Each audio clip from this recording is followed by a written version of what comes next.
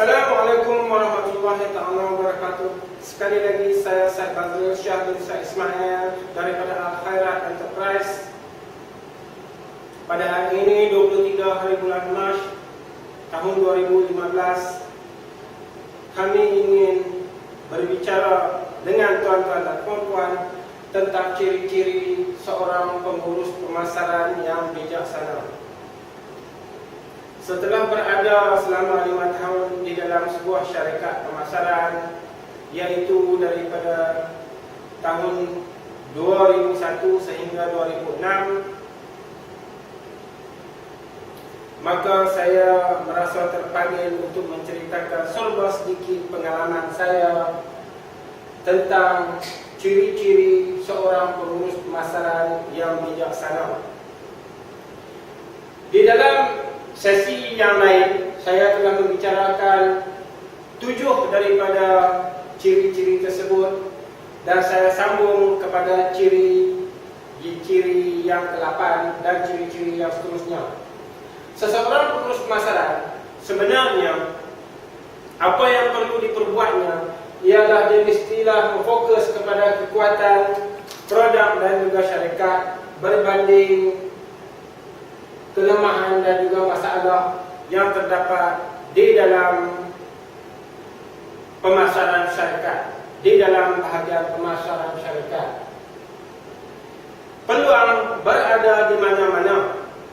Ia hanyalah bagaimana cara seseorang pengurus pemasaran tersebut menentukan bagaimana hendak merebut peluang pemasaran, sama ada dengan produk yang sedia ada ataupun dengan produk-produk yang berlainan daripada apa yang ada pada syarikat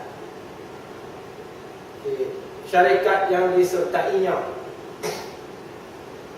Okey.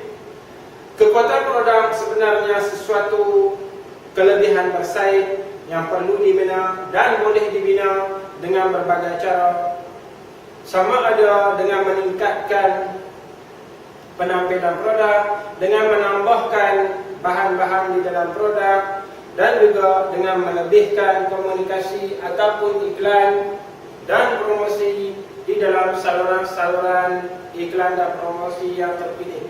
Terdapat banyak cara bagaimana untuk membina kekuatan produk. Dan pengurus-pengurus pemasaran yang bijaksana bukan setakat mereka fokus kepada kekuatan syarikat, tetapi mereka juga fokus kepada kelebihan yang terdapat pada kaki tangan syarikat, terutamanya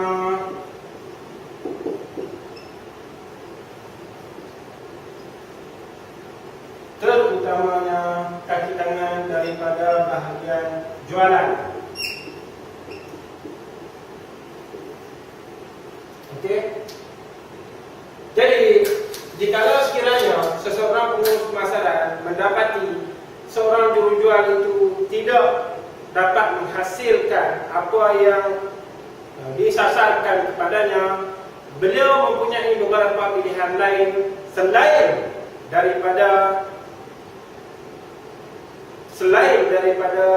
menamatkan pekerjaan seorang jurujual, tetapi beliau boleh upgrade jurujual tersebut dengan menghantarnya untuk berkursus ataupun memberinya kursus yang lebih supaya beliau dapat meningkatkan prestasinya. Boleh jadi juga seseorang jurujual itu ditukar jabatannya kepada jabatan produk yang lain ataupun dihantar untuk bekerja di syarikat yang sama tetapi di bahagian yang berlainan. Terdapat banyak cara bagaimana untuk meningkatkan prestasi jurujual tersebut. Okay. Inilah adalah fokus yang ke-8. Tidak semestinya apa yang saya bicarakan dengan tuan-tuan pada kali ini benar pada semua keadaan. Tidak. Kerana apa? Berlainan industri, berlainan syarikat mempunyai cara-cara pengurusan yang berlainan produk mempunyai cara-cara pemasarannya yang berlainan, tidak serupa. Apa yang saya cakapkan di sini adalah sebenarnya daripada pengetahuan, pengalaman dan juga pendapat saya sendiri dan pendapat saya tidak semestinya betul kepada tuan-tuan dan puan-puan dan juga tidak semestinya sesuai kepada semua keadaan dan masalah.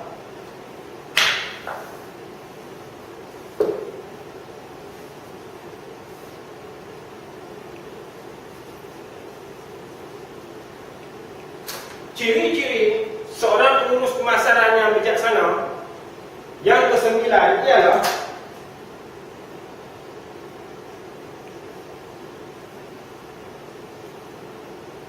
beliau juga memilih kasih.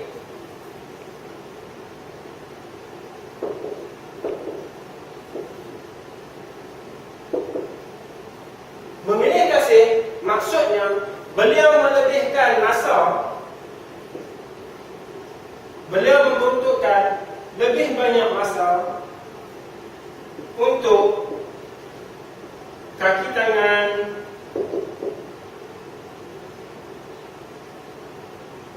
yang berprestasi tinggi.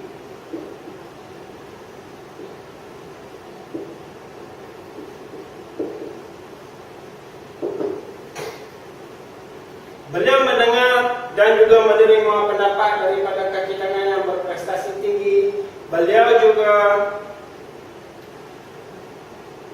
juga memberi penumpuan, latihan dan juga pengajaran yang lebih baik kepada kaki tangan yang berprestasi tinggi. Beliau melebihkan masa sehingga di antara 20% ke 30% kepada kaki tangan yang lebih memberi sumbangan kepada syarikat. Dan pengurus pemasaran jenis ini juga mereka juga memilih kasih dengan melebihkan masa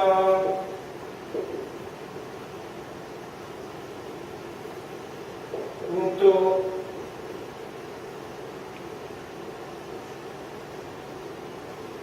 pelanggan utama. Okey, sebenarnya apabila lebih tumpuan diberikan kepada pelanggan utama akan membeli dengan lebih banyak produk-produk syarikat dan juga akan memberikan feedback yang baik daripada pasaran, feedback yang lebih banyak daripada pasaran kepada pengurus pemasaran. Faktor yang ke-10 ialah seseorang pengurus pemasaran itu dia mestilah mempunyai minda yang stabil.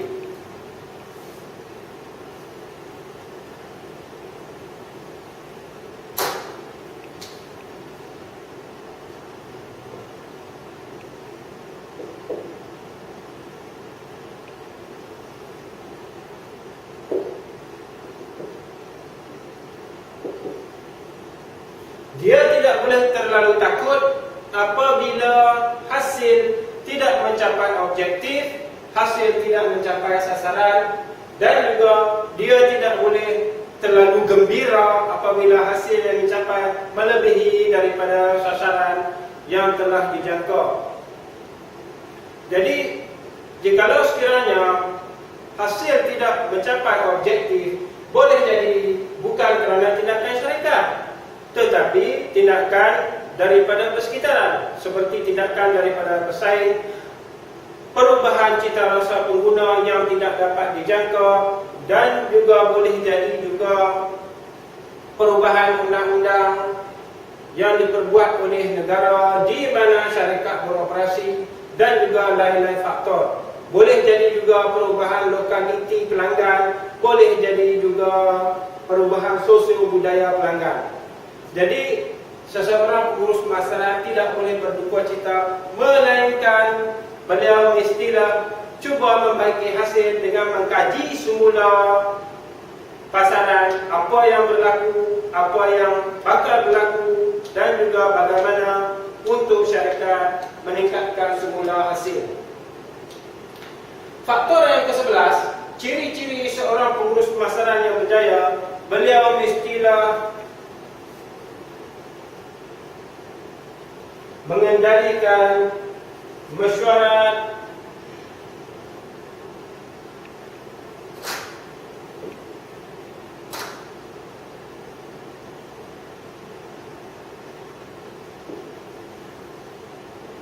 dan perjumpaan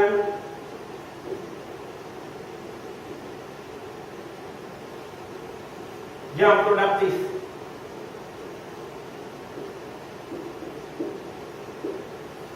Sama ada mesyuarat, latihan kepada kaki tangan, ataupun perjumpaan-perjumpaan rasmi atau tidak rasmi dengan kaki tangan sekiranya berlaku atas tujuan pekerjaan, mestilah mesyuarat tersebut atau perjumpaan tersebut mestilah yang produktif, yang membincangkan segala permasalahan ataupun membincangkan tentang bagaimana untuk mencapai kemajuan yang lebih baik di dalam hasil yang bakal dicapai oleh pemasaran syarikat. Faktor yang ke-12,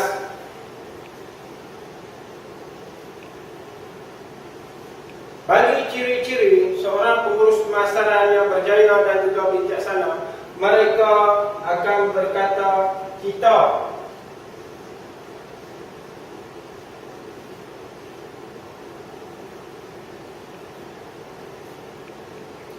Berbanding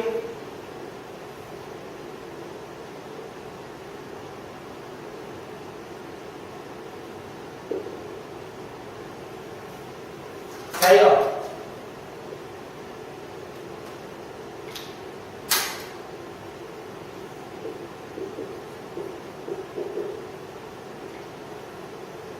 Okey, contohnya kita mahukan keputusan yang begini. Bukannya saya mahukan keputusan yang begini. Tidak. Ya, tidak. Lebihkan berkata perkataan kita. Kita mahukan keputusan yang begini supaya syarikat kita lebih beruntung dan juga kita juga akan mendapat hasil yang lebih untung. Okey. Jadi ini akan dapat mengembirakan kaki tangan, akan dapat memberikan satu tanggapan yang positif daripada kaki tangan untuk seorang pengurus pemasaran.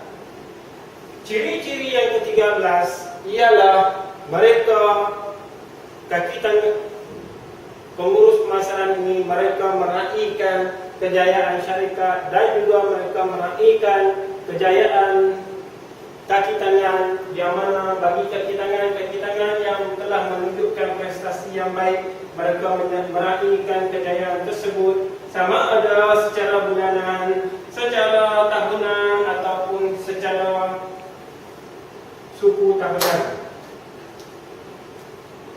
Okey?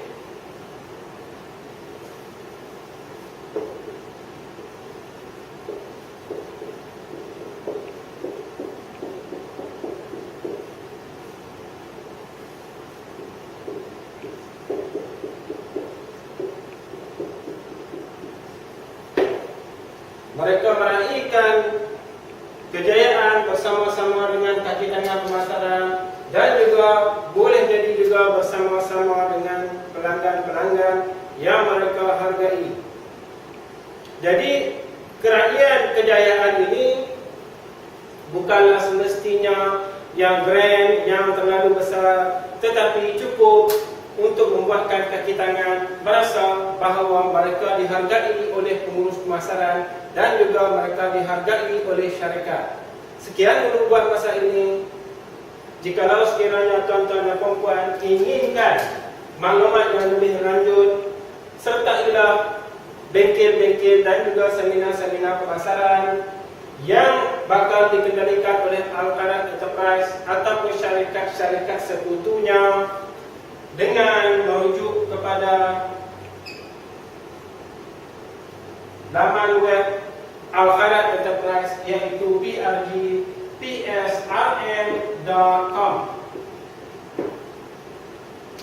Terdapat banyak lagi faktor-faktor dan juga ciri-ciri seorang pengurus pemasaran yang bijaksana, ciri-ciri seorang pengurus pemasaran yang berjaya yang bakal saya bincangkan dengan tuan-tuan dan puan-puan di masa hadapan. Sekian dulu buat masa ini.